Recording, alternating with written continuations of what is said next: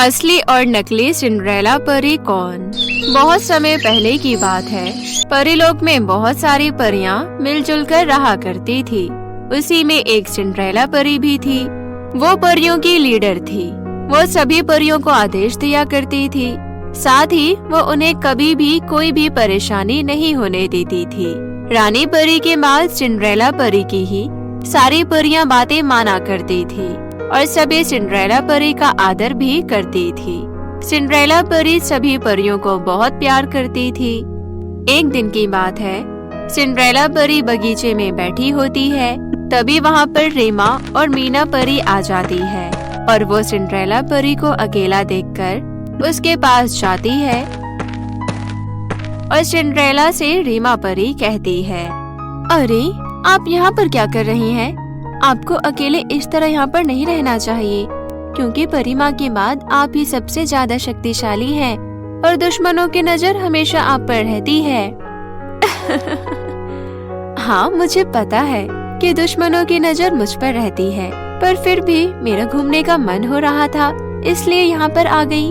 वैसे तुम लोग यहाँ पर क्या करने आई हो? हम लोग भी यहाँ पर घूम रहे थे। वैसे सिंड्रेला परी, आप दिखने में काफी सुंदर हैं। धन्यवाद इसके लिए। वैसे परीलोक में अभी कोई परेशानी तो है नहीं? सारी परियां आराम से तो है? हाँ सिंड्रेला परी, अभी किसी भी परी को कोई परेशानी नहीं है। यदि कोई परेशानी होगी तो हम आपको बता देंगे। इसके बाद वो दोनों परी सिंड्रेला परी से काफी देर तक बातें करती रहती है और फिर वो दोनों वहाँ से चली जाती है। उन दोनों परियों के जाने के बाद सिंड्रेला परी काफी देर तक बगीचे में बैठी रहती है। उसे एकांत में बैठना काफी अच्छा लगता था। साथ ही वो अपने काम की ही बात किया करती थी। उसे ज्यादा किसी से बोलना भी पसंद नहीं था और ये आदत सिंड्रेला परी की सारी परियों को भी काफी अच्छी लगती थी। वहीं दूसरी तरफ एक बुरी परी थी जिसका नाम रिया था। रिया परी सिंड्रेला परी की जगह लेना चाहती थी, क्योंकि सिंड्रेला परी की जगह लेकर वो परियों पर अपना हुक्म चलाना चाहती थी। साथ ही वो सारी परियों को अपना जैसा बुरा बनाना चाहती थी, पर सिंड्रेला परी हमेशा उसके बीच में आ जाती थी। इसलिए उसने सिंड्रेला परी को अपने रास्ते से हटाने के लिए सोच लिया था। एक दिन की बात है, सिंड्रेला परी अपने घर पर कुछ काम कर रही होती है। तभी वहाँ पर मीना परी आती है और सिंड्रेला परी से कहती है, सिंड्रेला परी, मुझे आपकी मदद की जरूरत है। क्या आप मेरी मदद कर सकती हैं? हाँ हाँ, बताओ क्या बात है, मैं तुम्हारी किस तरह मदद करूँ? क्या हो गया है? इसके बाद मीना परी सिंड्रेला परी को अपनी सारी परेशानी बता देती है और वो सिंड्रेला परी से कहती है, आप ये बात किसी को मत बताना, क्योंकि यदि आपने ये बात किसी को बता दी तो सारी परियां मेरी बहुत हंसी उड़ाएंगी। तुम चिंता मत करो, मैं ये बात किसी को भी नहीं बताऊंगी। और इसके बाद वो मीना परी की मदद करने के लिए उसके साथ चली जाती है। धीरे धीरे समय बीतता है और समय के साथ परीलोक में सारी परियां बहुत खुश रहती थी। एक दिन की बात है, सिंड्रेला परी परीलोक से बाहर गई हुई होती है। सारी परियों को ये बात पता होती है कि सिंड्रेला परी परीलोक से बाहर गई है और वो सभी परीलोक की रक्षा कर रही होती है। रानी परी सारी परियों को अपने पास बुलाती है और सभी परियों से कहती है, आप सभी परियों को तो पता ही है, अभी सिंड्रेला परी परीलोक से बाहर गई है, तो अभी हमें ही सब कुछ देखना होगा। हाँ रानी परी, आप फिक्र मत करें, हम सभी परियां परीलोक की रक्षा करेंगे। तभी वहाँ पर सिंड्रेला परी आ जाती है। सिंड्रेला परी को देखकर सारी परियों और रानी परी बहुत ज्यादा हैरान हो जाती है और रानी परी सिंड्रेला परी से कहती है, अरे तुम इतनी जल्दी कैसे आ गई? अभी तो तुम्हें गई कुछ ही समय हुआ था। तुम तो कह रही थी कि तुम्हें बहुत काम है। हाँ, कह तो रही थी, पर फिर मेरा मन नहीं हुआ, इसलिए मैं वापस लौट आई। ये सुनकर रानी परी को काफी अजीब लगता है और इसके बाद सभी परियां अपने अपने घर चली जाती है और सिंड्रेला परी भी वहाँ से चली जाती है। धीरे धीरे 1-2 दिन बीतते हैं और सिंड्रेला परी किसी भी परी से अच्छे तरीके से बात नहीं कर रही थी। ये देखकर सारी परियां हैरान होती है कि आखिर सिंड्रेला परी को हो क्या गया है। और रीमा परी मीना परी से कहती है, जब से सिंड्रेला परी लौट के आई है तब से बड़ा अजीब व्यवहार कर रही है। आखिर ऐसी क्या बात है? मुझे तो कुछ समझ में ही नहीं आ रहा। हाँ, मुझे भी कुछ समझ में नहीं आ रहा है। अभी वो दोनों बात कर ही रही होती है, तभी वहाँ पर सिंड्रेला परी आ जाती है और उन दोनों से कहती है, अरे तुम लोग यहाँ पर क्या कर रहे हो? और परीलोक में सब परियां कैसी है? ये सुनकर वो दोनों हैरान हो जाती है। तभी उधर से दूसरी सिंड्रेला परी आ जाती है। दो सिंड्रेला परी को देखकर उन दोनों परियों का तो सिर ही चकरा जाता है। उन्हें तो कुछ समझ में ही नहीं आता कि सिंड्रेला परी दो कैसी हो सकती है। तभी वहाँ पर रानी परी भी आ जाती है और दो सिंड्रेला परी को देखकर वो भी परेशान हो जाती है और उन दोनों से कहती है, अरे तुम दोनों दो कैसी हो गई? जबकि सिंड्रेला परी तो एक ही थी। दूसरी कौन है? सच सच बताओ, तुम में से असली सिंड्रेला परी कौन है? मैं हूँ असली सिंड्रेला परी। तभी दूसरी सिंड्रेला परी कहती है, नहीं नहीं, मैं असली सिंड्रेला परी हूँ। इस तरह वो दोनों काफी देर तक यही कहती रहती है। ये देखकर सारी परियां और रानी परी भी काफी ज्यादा परेशान होती है। तभी मीना परी को याद आता है कि उसने उस दिन सिंड्रेला परी से मदद मांगी थी और वो सिर्फ असली सिंड्रेला परी को ही पता है। और वो ये सोचकर उन दोनों परियों से कहती है, अच्छा तो उस दिन मैंने सिंड्रेला परी से एक मदद मांगी थी, वो सिर्फ असली सिंड्रेला परी को ही पता होगी। ये सुनकर सिंड्रेला परी बोली, पर तुमने तो बताने के लिए मना किया था कि ये बात किसी को भी मत बताना। ये सुनकर मीना परी खुश हो जाती है और कहती है, यही असली सिंड्रेला परी है। और तभी दूसरी सिंड्रेला परी रिया परी के रूप में बदल जाती है। रिया परी को देखकर सभी लोग हैरान हो जाते हैं। रिया परी को देखकर रानी परी रिया परी को बंदी बनाने के लिए कहती है और सारी परियां मिलकर रिया परी को बंदी बना लेती है। इसके बाद रिया परी उन सारी परियों से कहती है, मुझे छोड़ दो, मुझे जाने दो। मैंने तो सोचा था कि मैं सिंड्रेला परी की आराम से जगह ले लूंगी, पर पता नहीं ये कहाँ से लौट आई। तुम कभी भी सिंड्रेला परी की जगह नहीं ले सकती हो, क्योंकि वो बहुत ही अच्छी है। वो तुम्हारी तरह बदतमीज और स्वार्थी नहीं है। ये सुनकर सिंड्रेला परी बहुत ज्यादा खुश हो जाती है और फिर रिया परी को बंदी गृह में डाल दिया जाता है। और अब सारी परियां बहुत खुश थी कि उन्हें असली सिंड्रेला परी मिल गई। गायब करने वाली जादुई साड़ी। किसी गांव में अनन्या नाम की लड़की अपने मम्मी पापा के साथ रहती थी। अनन्या के पापा राजीव बहुत ही गुस्से वाला था और उसे किसी से ज्यादा बात करना भी पसंद नहीं था। अनन्या अपने पापा से डर कर रहती थी, लेकिन अपनी मम्मी को बहुत प्यार करती थी। एक दिन अनन्या के मम्मी पापा की लड़ाई हो रही थी। तभी अचानक राजीव अनन्या की मम्मी को धक्का दे देता है और उसकी मम्मी का सिर दीवार पर बहुत जोर से टकरा जाता है, जिसके बाद उसकी मम्मी की वहीं मौत हो जाती है। राजीव आसपास के लोगों को बताता है कि उसकी बीवी सीढ़ियों से गिर गई, जिसकी वजह से उसकी मौत हो गई, और दुखी होने का नाटक करने लगता है। अपनी माँ के जाने के बाद अनन्या सारा दिन रोती रहती थी। वहीं दूसरी तरफ उसकी माँ के गए 1 महीने भी नहीं हुए थे और उसके पापा ने शालू नाम की औरत से दूसरी शादी कर ली। राजीव शालू से कहता है, शालू, ये मेरी बेटी अनन्या है। मैं अपनी बेटी से बहुत प्यार करता हूँ और इसका ध्यान रखने के लिए ही मैंने तुमसे शादी की है। आप बिल्कुल फिक्र मत करिए, मैं अनन्या को बिल्कुल माँ जैसा प्यार दूंगी। हाँ, मुझे तुमसे यही उम्मीद थी। इतना बोलकर राजीव वहाँ से चला जाता है। राजीव के जाने के बाद शालू अनन्या से बात करने की कोशिश करती है। कैसी हो अनन्या बेटा? मैं हूँ तुम्हारी नई माँ। नहीं, आप मेरी सौतेली माँ हो ना, और सौतेली माँ तो बहुत बुरी होती है। अच्छा जी, लेकिन ऐसा तुमसे किसने कहा? मेरी सहेली ने मुझसे कहा है कि सौतेली माँ बहुत बुरी होती है।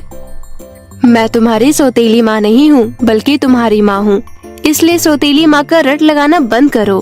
तुम बहुत प्यारी हो और मुझे बहुत पसंद आई हो। मेरी तो किस्मत अच्छी थी, इसलिए मुझे तुम्हारी जैसी बेटी मिली। हाँ माँ, और मेरी भी बहुत अच्छी किस्मत है जो मेरी माँ के जाने के बाद मुझे दूसरी माँ भी इतनी अच्छी मिली। शालू और अनन्या बहुत जल्दी आपस में घुल मिल जाती है। शालू घर का सारा काम खत्म करके अनन्या के साथ खेलती थी और उससे बहुत सारी बातें करती थी। इसी तरह कुछ दिन बीत जाते हैं। एक दिन अनन्या अपने अलमारी से अपने मन पसंदीदा ड्रेस ढूंढ रही होती है, लेकिन तभी उसे उसके पहले वाली माँ की एक साड़ी मिल जाती है। अनन्या साड़ी लेकर शालू के पास जाती है और बोलती है, माँ, ये मेरी पहले वाली माँ की फेवरेट साड़ी थी। आप मुझे ये साड़ी पहन कर दिखाओ ना। मैं जानती हूँ ये साड़ी आप पर भी बहुत अच्छी लगेगी। हाँ जरूर, मैं तुम्हें ये साड़ी पहनकर जरूर दिखाऊंगी। तुम यहीं रुको, मैं अभी साड़ी पहन कर आती हूँ। शालू अपने कमरे में जाती है और अनन्या की माँ की साड़ी पहनती है। साड़ी पहनते ही शालू गायब हो जाती है। तभी राजीव कमरे का दरवाजा खटखटाता है। अरे शालू, दरवाजा खोलो, मैं कितने देर से बाहर खड़ा हूँ। शालू दरवाजा खोल देती है, लेकिन वो राजीव को नजर नहीं आती है। राजीव इधर उधर देखने लगता है कि आखिर दरवाजा किसने खोला है। ये क्या, दरवाजा अपने आप कैसे खुल सकता है? और शालू कहीं नजर क्यों नहीं आ रही? शालू, कहाँ हो तुम? जी मैं यही हूँ, आपके सामने। अरे तुम्हारी आवाज तो सुनाई दे रही है, लेकिन तुम दिखाई नहीं दे रही हो। कहाँ हो? अरे यही तो हूँ, बिल्कुल आपके सामने खड़ी हूँ। अरे तुम मेरे से ये क्या मजाक कर रही हो? मुझे तो नहीं दिख रही हो तुम। तभी राजीव को दरवाजे के बाहर से आवाज आती है। दरवाजे पर राजीव के ऑफिस की एक औरत खड़ी थी जिसका नाम महिमा था। महिमा की आवाज सुनकर राजीव तुरंत दरवाजे के पास जाता है। इधर शालू को समझ नहीं आ रहा था कि भला वो किसी को नजर क्यों नहीं आ रही है। शालू आईने के सामने जाती है और देखती है कि वो शीशे में दिखाई ही नहीं दे रही है। ये कैसे हो सकता है? मैं इनविजिबल कैसे हो गई हूँ? ये सब क्या हो रहा है मेरे साथ? शालू थोड़ी देर तक सोचती है, फिर उसे समझ में आ जाता है कि उसने जो साड़ी पहनी है वो मामूली साड़ी नहीं बल्कि जादुई साड़ी है। शालू तुरंत साड़ी को उतार कर अलमारी के अंदर संभाल कर रख देती है। साड़ी उतारने के बाद शालू नजर आने लगती है। उसके बाद राजीव अंदर आता है और शालू से कहता है, शालू, कहाँ चली गई थी तुम? मैं तुम्हें कब से आवाज लगा रहा था। अरे कुछ नहीं, मैं बस बेड के नीचे सफाई कर रही थी, इसलिए आपको नजर नहीं आई। अच्छा ठीक है, वैसे मैं ये बताने आया था कि मैं बाहर जा रहा हूँ और मुझे आने में जरा देर हो जाएगी। इतना बोलकर राजीव बाहर आता है और महिमा के साथ घूमने चला जाता है। उसके बाद शालू जादुई साड़ी के बारे में अनन्या को बताती है। सच में माँ, ये गायब होने वाली जादुई साड़ी है? हाँ अनन्या, वैसे ये तुम्हारे पापा को बताना ठीक होगा कि नहीं? नहीं माँ, आप उन्हें ये सब मत बताना। माँ की साड़ी जादुई कैसे बनी, इसके पीछे कोई भी वजह हो सकती है। इस तरह दोनों राजीव को कुछ भी ना बताने का फैसला करती है। अगले दिन राजीव बहुत उदासी के साथ बैठा हुआ होता है। आपकी तबीयत तो ठीक है ना? हाँ सब ठीक है, तुम जाकर मेरे लिए एक कप कॉफी बना दो। तभी दरवाजे की घंटी बजती है। शालू दरवाजा खोलने जाती है। शालू देखती है कि राजीव की ऑफिस की दोस्त महिमा आई हुई है। महिमा को देखकर राजीव बोलता है, शालू, मुझे महिमा से एक बड़े बिजनेस डील के बारे में बात करनी है। मैं इसे अपने कमरे में लेकर जा रहा हूँ। इस बात का ध्यान रखना कि कोई हमें डिस्टर्ब ना करे। इतना बोलकर राजीव और महिमा राजीव के कमरे में चले जाते हैं। शालू अनन्या के कमरे में चली जाती है। शालू अनन्या को महिमा के बारे में बताती है और ये सब सुनकर अनन्या थोड़ी घबरा जाती है। माँ, ये औरत मुझे बिल्कुल सही नहीं लग रही है। मेरी पहले वाली माँ के मरने से थोड़े टाइम पहले भी ये घर आई थी और पापा ने बिल्कुल यही बोला था। अच्छा फिर अब क्या करे? कैसे इन सब के बारे में पता लगाऊं? माँ, आप जादुई साड़ी पहनो जिससे आप किसी को नजर नहीं आओगी। उसके बाद आप पापा के कमरे में जाकर सब कुछ पता लगा लेना। शालू जादुई साड़ी पहनकर गायब हो जाती है और राजीव के कमरे में जाती है। शालू दोनों की बातें सुन रही होती है, जिसमें महिमा राजीव से कहती है, बेबी तुम मेरे से कब शादी करोगे? डार्लिंग, मैं जल्द ही सब कुछ सही करके तुमसे शादी कर लूंगा। लेकिन कब राजीव? अब मैं तुम्हारे बगैर ज्यादा समय तक नहीं रह सकती हूँ। महिमा, मैं तुम्हारे लिए ही तो ये सब कुछ कर रहा हूँ। जब मेरी पहली बीवी ने तुम्हारी वजह से मेरे से लड़ाई की थी तो मैंने उसे सीढ़ियों से धक्का देकर उसकी जान ले ली। लेकिन फिर भी तुमने मेरे से शादी नहीं की, बल्कि शालू से दूसरी शादी कर ली। मैंने तुमसे दूसरी शादी इसलिए नहीं की क्योंकि मेरी पहले वाली बीवी की सारी प्रॉपर्टी अनन्या के नाम थी।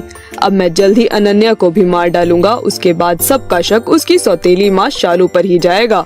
सबको पता है कि सौतेली माँ कैसी होती है, इसलिए मेरा प्लान सक्सेसफुल हो जाएगा। Wow, it is a fantastic idea. लेकिन हाँ, जो भी करना है जल्दी करो। शालू दोनों की बात सुनकर हैरान हो गई थी, लेकिन शालू चुपके से दोनों की बातों को रिकॉर्ड कर लेती है। उसके बाद शालू कमरे से बाहर आती है और जादुई साड़ी उतारकर अनन्या के पास जाती है। शालू अनन्या को राजीव और महिमा में हो रही बात बता देती है। अच्छा, मतलब इसी औरत की वजह से मेरे पापा ने मेरी माँ की जान ले ली। अब मैं इन दोनों को नहीं छोड़ूंगी। मैं अभी पुलिस स्टेशन जाऊंगी और वहाँ अपनी माँ की मर्डर की सारी रिपोर्ट लिखवाऊंगी। उसके बाद शालू और अनन्या पुलिस स्टेशन जाते हैं और शालू दोनों की बातों की रिकॉर्डिंग पुलिस स्टेशन में दिखाती है।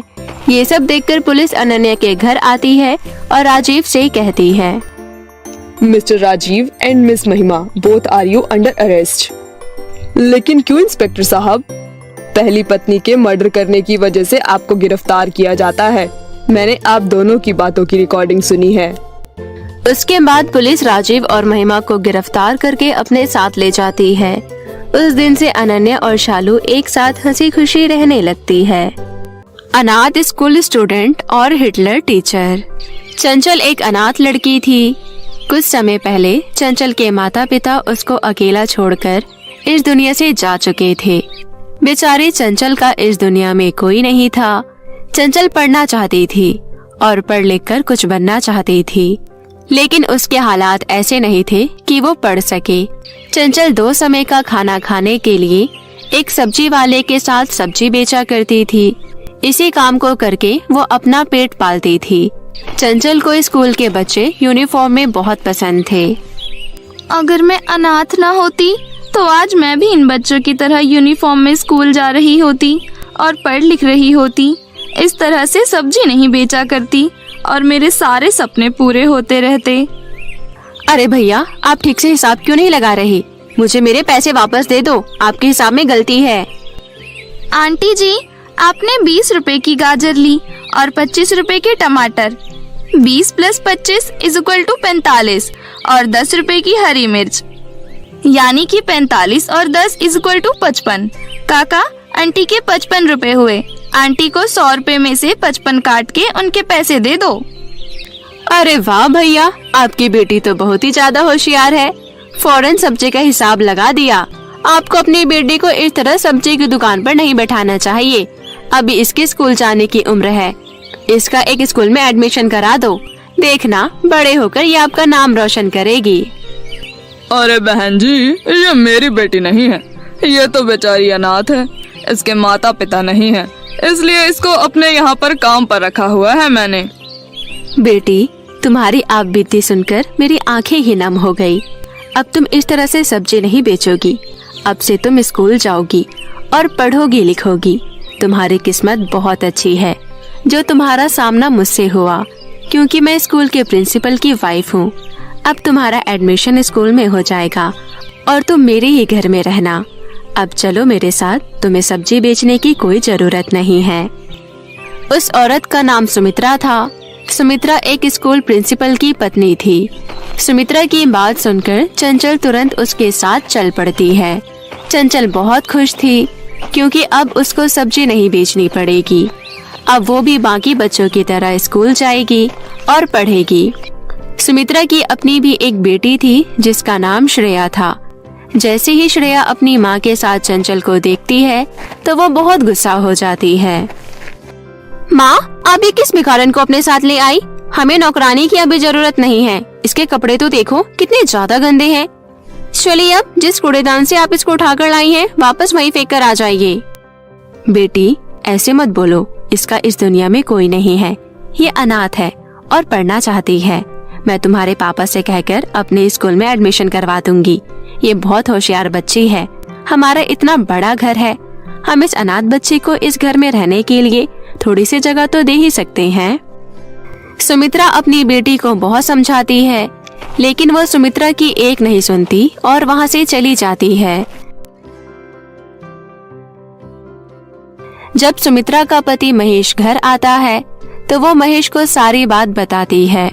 फिर महेश अपने स्कूल की एक टीचर से कहकर चंचल का टेस्ट दिलवाता है। चंचल टेस्ट में पास हो जाती है और उसका एडमिशन हो जाता है। आज चंचल का स्कूल में पहला दिन था। चंचल अपनी स्कूल यूनिफॉर्म को पहनकर बहुत खुश थी।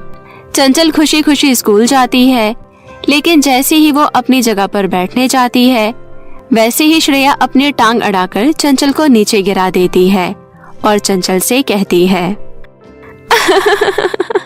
देखो तो जरा, इसको चलना भी नहीं आता। दोस्तों, तुम्हें पता है ये गरीब अनाथ लड़की है। मेरी मम्मी पता नहीं कहाँ से इसको उठाकर ले आई, वरना तो ये कहीं सड़क किनारे पर सब्जी बेच रही थी।